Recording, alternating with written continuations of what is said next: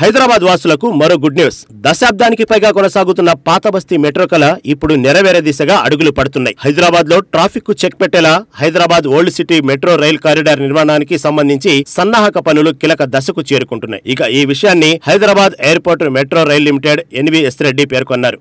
పాత బస్తీ మెట్రో రైలు పనుల పురోగతి మాస్టర్ ప్లాన్ ప్రకారం 100 అడుగులకు రోడ్డు విస్తరణ జరుగుతుందని, ఇందులో భాగంగా ప్రభావిత ఆస్తుల కూల్చివేత కార్యక్రమాన్ని చేపడుతున్నామని తెలిపారు. మెట్రో రైలు పనులు శరవేగంగా ప్రారంభించడానికి కావలసిన రైట్ ఆఫ్ వే ప్రక్రియ పురోగతిలో ఉందని ఆయన వెల్లడించారు. మెట్రో స్తంభాల నిర్మాణానికి అవసరమైన స్థలంతో పాటుగా ఇరువైపులా 2 లేన్ల రోడ్డు విస్తరణకు కొంత ప్రాంతాన్ని కేటాయించారు. ఈ ప్రాంతాన్ని రైట్ ఆఫ్ వే అంటారు.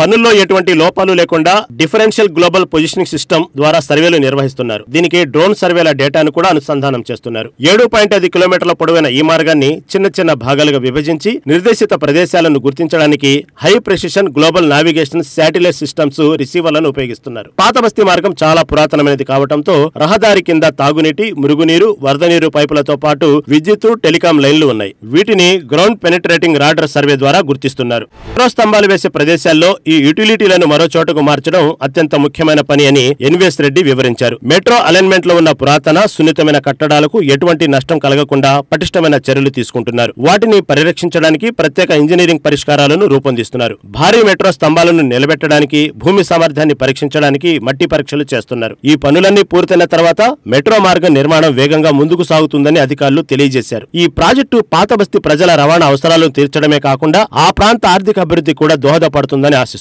ఎంజీబీఎస్ నుండి ఫలక్నామా వరకు అలైన్మెంట్ వివాదాల కారణంగా ఈ ప్రాజెక్టు నిలిచిపోయింది. అయితే ప్రస్తుతం పనులలో వేగం పుంజుకోవడంతో 2 సంవత్సరాలలో పాత బస్తీ ప్రాంతంలో మెట్రో రైళ్లు తిరుగుతాయని అంచనా వేస్తున్నారు. ప్రస్తుత ప్రతిపాదన ప్రకారం ఎన్జీబీఎస్ నుండి చాంద్రన్గుట్ట వరకు మెట్రో విస్తరణ జరుగుతుంది. ప్రస్తుతం LB Nagar, Miyapur, JBS, MGBS, Rayadurgam, Nagole corridor లో మెట్రో పనులు పెరుగుతుండగా ఎంజీబీఎస్ మెట్రోకు కొనసాగింపుగా చంద్రన్గుట్ట వరకు పాత బస్తీ మెట్రోను పొడిగిస్తున్నారు. మెట్రో పనులకు ఇబ్బందులు ప్రస్తుతం మెట్రో స్తంభాలు, స్టేషన్ల నిర్మాణానికి సంబంధించి సన్నాహక పనులు వేగవంతం చేస్తున్నారు. ఈ పాత బస్తీ మార్గం చాలా పురాతనమైనది కావడంతో రోడ్డు కింద భాగంలో మురుగునీరు, తాగునీరు, వరద నీటి పైపులు, టెలికాము, విద్యుత్ లైన్ల వంటివి ఉన్నాయి. వీటిని గ్రౌండ్ పెనిట్రేటింగ్ రాడర్ సర్వే ద్వారా గుర్తిస్తున్నారు. మెట్రో స్తంభాలు వచ్చే ప్రదేశంలో భూగర్భంలో ఉన్న వాటిని వేరే చోటికి మార్చడం చాలా ముఖ్యమైన పని అని చెబుతున్నారు. కొనసాగుతున్న నిర్మాణాల కూల్చివేత పనులు ఇక పాత బస్తీ మెట్రో కారిడార్ 7.5 కిలోమీటర్ల దూరం విస్తరించి ఉందని, ఇక్కడ దాదాపు ఈ ప్రాజెక్టు వల్ల 1100 ఆస్తులు ప్రభావితం అవుతున్నాయని చెబుతున్నారు. అయితే ఇప్పటికే 550 నిర్మాణాలను కూల్చివేగా ప్రభావిత ఆస్తుల యజమానులకు 443 కోట్ల రూపాయలను పరిహారంగా ఇచ్చారు. ప్రతి 100 మీటర్లకు ఒక మైలురాయిని ఏర్పాటు చేస్తున్నారు. పాత బస్తీలో మిగిలిన మార్గాన్ని 2వ దశలో చేర్చి అనుమతి కోసం కేంద్ర ప్రభుత్వానికి సమర్పించారు. ప్రస్తుతం ఇది పరిశీలనలో ఉంది.